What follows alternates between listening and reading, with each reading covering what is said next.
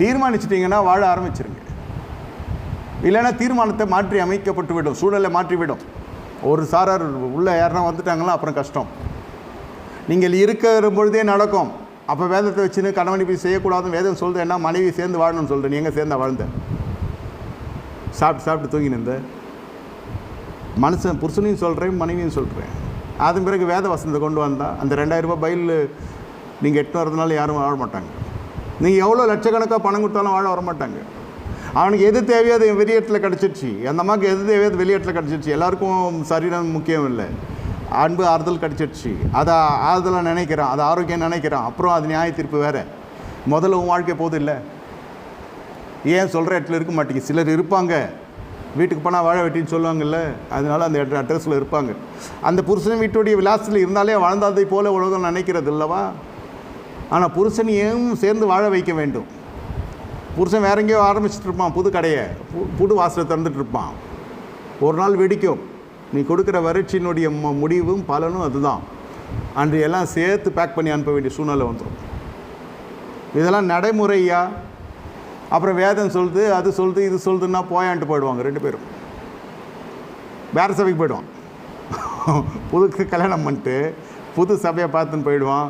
புது பாஸ்ட்டுக்கு புது காணியை கொடுப்பான். புருஷன் பொருநாட்டியாவே ஸ்டார்ட் பண்ணுவான். அவனுக்கு என்ன தெரிய போகுது? தெரிஞ்சால் மட்டும் யார் சொல்ல போகிறா வராதுன்னு. இன்று நடந்து கொண்டிருக்கிறதல்லவா முந்தின சீர் எப்படி குறைக்கப்படுகிறது என்றால், இந்த எண்ணங்கள் எல்லாம் பாவ எண்ணங்கள் தானே. தேவன் செய்ததை மனுஷன் பிரிக்காதிருக்க கடவன். அவன் புருஷனாக விட்டு தான் மனைவி பிரியக்கூடாதுன்னு வேதம் சொல்லுகிறது. மனைவி விட்டு புருஷன் பிரியக்கூடாது வேதம் சொல்லுது. மனைவியை நடந்து கொள்வது இல்லையே, புருஷனாக நடந்து கொள்வது இல்லையே. இது மிருகமாயில் இருக்குது, இது சர்வமும் தேலுமாயில் இருக்குது, இது அந்தகார லோகாதிபதிகளால் இருக்குது, வலு சர்வமாயில் இருக்குது. 2 பேரையும் சேர்த்து சொல்கிறேன். இது வாழ ஆரம்பிக்கவில்லை. அதனால் பிரிந்து போகிறதுல தவறு இல்லை என்ற அளவுக்கு ஒரு முடிவுக்குள்ளே ஜனங்க வந்துடுவாங்க. எல்லாம் நம்முடைய வாயின் வார்த்தைகளே நம்ம ஆந்தியத்துறோம். தயவு செய்து புரிந்து கொள்ளுங்கள். ஈசாக்கு அந்த இடத்துல வாழ்ந்தான். அவன் தாமதிய வாழ்க்கை கர்த்தர் ஆசீர்வதித்தார். அந்த தாமதிய வாழ்க்கையுடைய சாட்சி தேவ பயமற்ற ராஜாவை தொட்டது. நீங்கள் கணவனும் மனைவியை சந்தோஷமாக வாடுகிறதே உலகத்தை தேவனை அறியாத ஜனங்கள் சந்திக்கப்பட்டுருவான். இது சத்தியம். இது குடும்பத்தை விட்டுப்பட்டு பைபிளை தூக்கின்னு ஊழியத்துக்கு போகிறோன்னு போய் வீட்டில் அட்டுழியத்துக்குள்ளே காணப்பட்டு கொண்டிருக்கும். யாரும் ரட்சிக்கப்பட்ட ரட்சிப்பும் போயிடும் பிள்ளைங்களுக்கு. சொந்த குடும்பத்தை நீங்கள் விசாரிக்க தவறுகிற பொழுது எப்படி திருசபையை விசாரிப்பீர்கள் என்று வேதம் சொல்லுகிறது. வீட்டில் இருக்கிற கடமையெல்லாம் செய்து முடித்து விட்டு அதன் பிறகு பாருங்கள், ஆலயத்தில் சாட்சி உண்டாகும், தேசத்தில் சாட்சி உண்டாகும். உன் மூலம் ரட்சிக்கப்படுகிறவர்கள் இந்த ஏழைகள், பரதேசிகள், திக்கற்றவர்கள் அல்ல. உன் மூலம் ரட்சிக்கப்படுகிறவர்கள் ராஜாக்கள், பிரபுக்கள், அதிகாரிகள். அதற்குத்தான் கர்த்தர் மேன்மையான படிப்பை கொடுத்திருக்கிறார், உத்தியோகத்தை கொடுத்திருக்கிறார், சம்பாதத்தை கொடுத்திருக்கிறார். நீ போய் சுவிசேஷம் சொல்ல வேண்டிய சுவிசேஷம் உன் வாழ்க்கையினோட சாட்சி அவர்களுக்கு கொண்டு போய் சேர்க்கும். அதன் பிறகுதான் அரசாங்கத்தின் கண்ணுக்கு தயவு கிடைக்கிறது, ராஜாக்கள் கட்டில் தயவு கிடைக்கிறது. இந்த மனுஷனுக்கு விரோதமாய் கையும் தூக்கூடாது, காலும் தூக்கூடாதுன்னு சொல்லி அதிகாரம் போடுகிறார், சட்டம் போடுகிறார் ராஜா. ஈசாக்குக்கு ராஜாவின் கண்ணில் தயவு கிடைக்கிறது. அதன் பிறகு தான் விதை விதைக்கப்படுகிறது. அப்புறம் அந்த விதை ஆசீர்வதிக்கிறார் கர்த்தர். அதே வருஷத்தில் 100 மடங்கு பலன் அடைந்தான். அவன் வர வர விருத்தி அடைந்தாய் மகா பெரியனானான். இங்கு பெருக்கம் பெருக்கம் பெருக்கம் ஈசாக்குடைய வாழ்க்கையிலே. அங்கே நகோமியுடைய வாழ்க்கையிலே எல்லாம் நடுக்கத்திலே போய் முடிந்து எல்லாம் நிர்மூலமாக்கி நஷ்டம், அலைச்சல், இழப்பு இதன் வழியே வருகிறது. 2 வாழ்க்கையும் இந்த காலை வேளையிலே கர்த்தர் மத்தியிலே வைக்கின்றார். எதை தெரிந்து கொள்ளப் போகிறீர்கள்? 2 பேருமே யெகோவா தேவனை வழிபட்டவர்கள், கர்த்தராகிய தேவனை சொந்த ரட்சகராய் கொண்ட ஜனங்க. ஒரு குடும்பம் இப்படி அழிந்து போய் பாழாய் போனது. அதுமாரி ரூத்துக்கு திருமணம் ஆகவில்லை எல்லாம் கேட்டால் அதெல்லாம் வில்லங்கத்தனமான கேள்வி. செத்தவனுக்கு அப்போ என்ன பதில் சொல்வீங்க? தேவை அந்த நஷ்டம்லாம் நம்ம வாழ்க்கையில். கர்த்தரை ஆராதிக்கிறது பெரிதல்ல, உங்கள் வாழ்க்கை ஆராதனை மாறுகிறது தான் பெரியது. என்னை கேட்டுக்கொண்டிருக்க தேவனோட ஜனமே, இந்த நாளிலே கர்த்தர் உங்கள் மத்தியிலே அசைவாடி கொண்டிருக்கிறார். நீ போகிற திசைகள், போகிற இடமெல்லாம் தேவனாய் கர்த்தர் உன்னோடு கூட இருக்கிறார், இல்லைன்னு சொல்லவில்லை. ஆனால் போவதற்கு முன்பு நல்லா யோசித்து செய்யுங்க. எது செய்தால் யோசிக்கிறது மட்டும் இல்லை, கர்த்தருக்குள்ள உன்னை திடப்படுத்தி செய்யுங்க. எடுத்தன் கழுத்தின் எடுக்கிற முடிவுகள் குடும்ப வாழ்க்கையில் மிகப்பெரிய பிரச்சனையை கொண்டு வந்து விட்டுவிட்டோம். இது எந்த கணவனுமே மனைவியினுடைய எதிர்பார்ப்புக்குள் இருக்க முடியாது, எந்த மனைவியும் கணவனுடைய எதிர்பார்ப்புக்குள் இருக்க முடியாது. எத்தனை திருமணம் பண்ணாலும் அத்தனை கதை ஓடும். எத்தனை திருமணம் நீங்கள் செய்து பார்த்தாலும் ஒரு குறை இருக்க தான் செய்யும். அதான் மனிதனோடு வாழ்கிற வாழ்க்கை. இதுக்கு அதுவே தேவையா இருந்துச்சுன்னு சொல்கிற அளவுக்கு ஆகிடும். ரெண்டாவது, அதனால தான் வேதம் சொல்லுகிறது, தனியாக இருப்பது நல்லதல்ல என்று தான் கர்த்தர் ஒரு துணையை ஏற்படுத்துகிறார். துணை ஏற்படுத்தப்பட்ட பிறகும் ஒரு தனிமை வருகிறது என்றால் இருவரும் பேசி சரி செய்து கொள்ளுங்கள், சமாதானப்படுங்கள். மூன்றாவது நபரை விட்டு அவனுடைய வியாக்கியானத்தை சொல்லி வில்லங்கத்தை அதிகப்படுத்தி சொல்லாததை சொல்லதாகவும் இல்லாததை இருக்கிறதாகவும் இருக்கிறதை இல்லாததாகவும் பண்ணி இன்னும் பெரிய இடைஞ்சல்களும் இடையர்களும் உண்டாக்கி திருமண வாழ்க்கை இல்லாத பண்ணி விடுவார்கள். எந்த வீட்டிலையுமே பிரச்சனை இல்லாமல் இல்லை.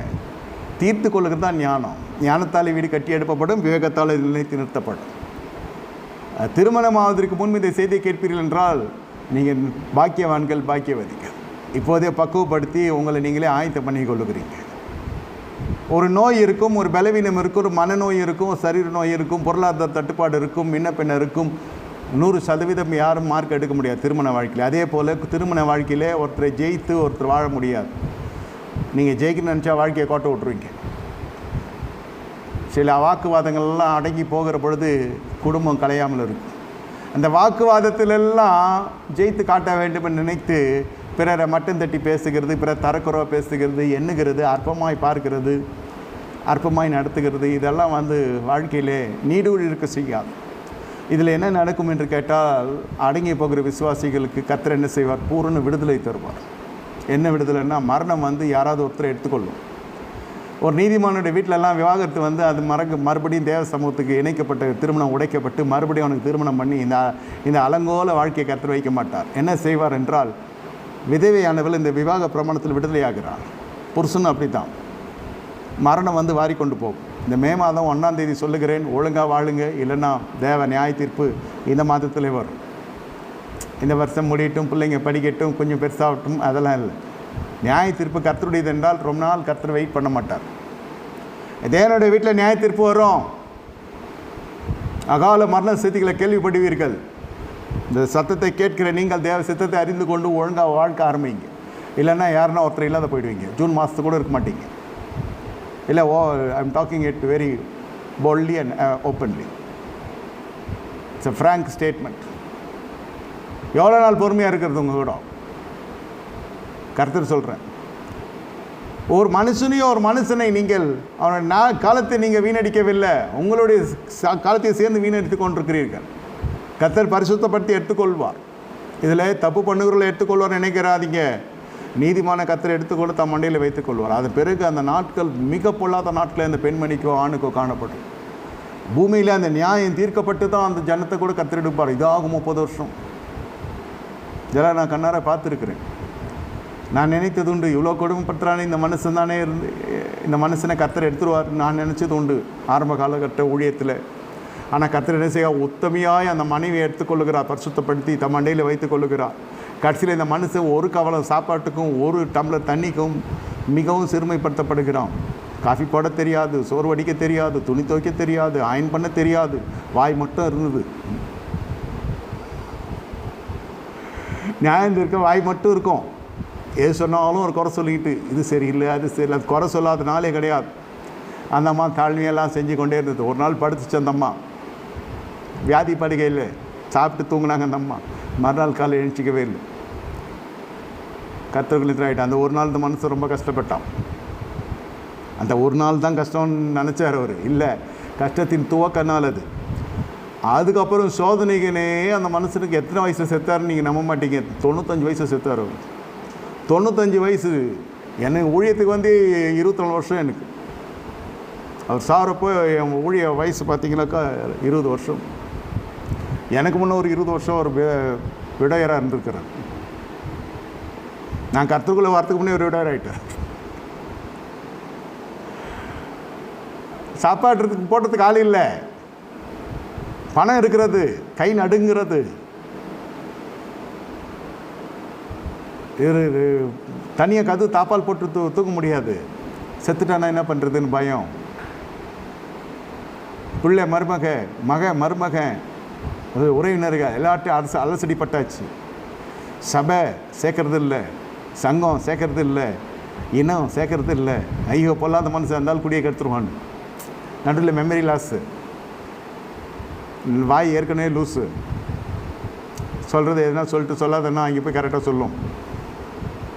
இனிமேல் நிறைய குடும்பத்தை தாத்தா தெரியாமல் கழிச்சிருக்காரு, தெரியாமல் நடந்துக்கிறது. இது போனாலே ஒரு பிட்லாடர் மாதிரி பார்ப்பாங்க, எங்கே எந்த குண்டு வச்சுட்டு போகணும் இருந்தாலுன்னு. அதுலேருந்து தம்பதிகள்லாம் பார்த்து எஸ்கேப் ஓடுருவாங்க இவரை விட்டு. வாய் சரியில்லை அப்படின்னு பேருக்குள்ளே வந்துடுச்சு. இத்தனைக்கும் எல்லாருக்கும் ஊழியத்துக்கு 150 அந்த காலத்தில் கொடுப்பார். எல்லாம் வருவான், வாங்குற வரைக்கும் இருப்பான், எஸ்கேப் ஆகிடும். போனால் ஒரு 100 ரூபா கிடைக்குன்னு வர்ற அளவுக்கு ஆயிடுச்சு. அப்புறம் அவனை பார்த்தாலும் சந்தேகம் வந்துடுச்சு, இவன் ஏதோ வாங்க வரான் என்கிட்ட, நான் செத்துட்டேன்னா எனக்கு இருக்கிற கட்டிலும் பெட்டு தலைக்கண்ணிலையும் எடுத்துக்க போகிறான். சோதனைக்குன்னு கடைசி காலத்தில் அந்த அம்மாவோட பென்ஷனு இந்த ஐயாவுக்கு வந்துச்சு. கடைசி வரைக்கும் அந்த அம்மா வேறு விதமாக இவரை ஆசீர்வச்சிட்டே வராங்க, போஷிட்டே வராங்க. ஒன்றும் விளங்கலை வாழ்க்கை. கடைசியில் அவர் கண்ணை முடியறதுக்கும் நியாயத்தீர்ப்பு பூமியிலே நிறைவேறிச்சு. இது புருஷனுக்கு மட்டும் இல்லை, மனைவியை நான் பார்த்துருக்கிறேன். ரொம்ப சேவை செய்வார் அந்த ஹஸ்பண்டு. இந்தம்மா ரொம்ப டெலிகேட்டாக இருப்பாங்க. அவர் தான் போவார்னு பார்த்தா இந்த அம்மா போயிட்டாங்க, மன்னிக்கிறவர் அந்த இந்த அம்மா தான் போன்னு பார்த்தா அந்த அம்மா அவர் சார் போயிட்டார், ஐயா போயிட்டார், கர்த்தரை நித்திரை அடைஞ்சிட்டார். இந்த அம்மா படாத பாடுபட்டு தன் ஓட்டத்தை முடிப்பதற்குள்ளே போதும்னு ஆயிடுச்சு. ஆனால் இளம் காலத்தில் பார்க்குற பொழுது நாயும் புனையுமா இருந்தது ரெண்டும். வயசு ஆக ஆக சரித்தில் பலவீனம் வர வேற ஒருத்தர் சார்ந்து வேற வேண்டிய சூழ்நிலை வந்துடும். ஏன் அது ஒழுங்காக வாலிப காலத்தில் ஒழுங்காக வாழக்கூடாதா?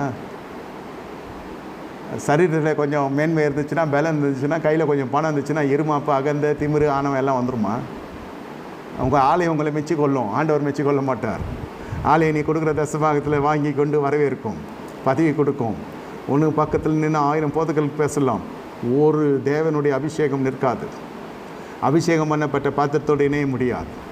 பொல்லாத விளையாட்கள் உனக்கு வருவாங்க. நான் சாபம் இல்லை, நான் சொல்கிறேன். people will only favor you because you are prosperous person. வாழ்க்கையில் செழிப்பு இருக்கணும் இல்லையா? எல்லாம் நியாயம் திட்டு அவன் முன்னாடியோட போயிடுவான். நட்டாற்றில் நிற்கிறது யார்? நீங்கள் தான். அதனால் ஆட்களை தேடிக்கொண்டு திரட்டி கொண்டெல்லாம் வந்து நியாயம் பேசாதீங்க. சாதாரணமாக புருஷன் முன்னாடியோட பேசி இணைஞ்சி பலிக்கு பெருக்குங்க. முந்தினை சிறை காட்டிலும் கர்த்தர் நற்சீர் உண்டாக செய்வார். அல்லேலூயா. கர்த்தர் இந்த நாளிலே உங்களுக்கு பெரிய காரியங்களை கர்த்தர் செய்ய போகிறார். கண்களை மூடி கர்த்தர் நோக்கி பார்க்க போகிறார். ஆண்டவரே, நீ சொன்னேன் ஆசீர்வதியை பலப்படுத்தும், கிருபைக்குள்ளே முடிபார்த்து. இந்த மாதத்திலே கர்த்தருடைய ஆவியானவர் சொல்லுகிற உனக்கு எதிர்பாராத அதிசயம் நடைபெறும், ஒத்தாசை வரும், பலங்கொடு திடமனதாய் பகலில் நடக்கிற வாழ்க்கை நீங்கள் வாழுங்கள். இதனுடைய வியாக்கியானம் ரோமர் 13ஆம் அதிகாரத்தில் இருக்குது. பகலில் நடக்கிற வாழ்க்கை, வாக்குவாதம் இல்லாமல், களியாட்டுதல், வேசித்தனம் இல்லாது, உடலை தேவனுடைய பரிசுத்த ஆலயமாக வைத்து நீங்கள் வாழுங்க. இன்றைக்கு உன்னை பரிசுத்தப்படுத்தி கொண்டால் நாளை தேவனுடைய அற்புதத்தை காணப்போகிறாய். ஆதி அன்பை நீ விட்டாய் என்ற ஒரு குறை உன் பேரில் உண்டு, சீக்கிரத்திலே மனம் திரும்பு என்று கர்த்தர் சொல்லுகிறார். சௌக்கியத்தை ஆரோக்கியத்தை திரும்பி வர பண்ணுகிற தேவன் இழந்த ஒவ்வொன்றையும் திரும்ப தருவீராக. அற்புதங்களை கர்த்தர் செய்வீராக. அதிசயங்களை காண பண்ணுவீராக. சீர்கெட்ட பிள்ளைகள் மனம் திரும்பி வரட்டும். கோணலான வழிகளை செவாக்கி போடும். பெரிய ஜாதிகள் மத்தியில் அமர கிருபைத்தார். இயேசுவினை தெளிக்கிறோம், தீர்க்க ஆயுச கட்டளையிடுகிறோம். இயேசுவின் நாமத்தில் பிதாவே, ஆமென். என் ஆத்துமாவே கர்த்தரை ஸ்தோத்திரி, என் முழு நாமத்தை ஸ்தோத்திரி. என் ஆத்துமாவே கர்த்தரை ஸ்தோத்திரி. கர்த்தர் செய்ய சகல உபகாரம் மறவாதே. ஆமென்.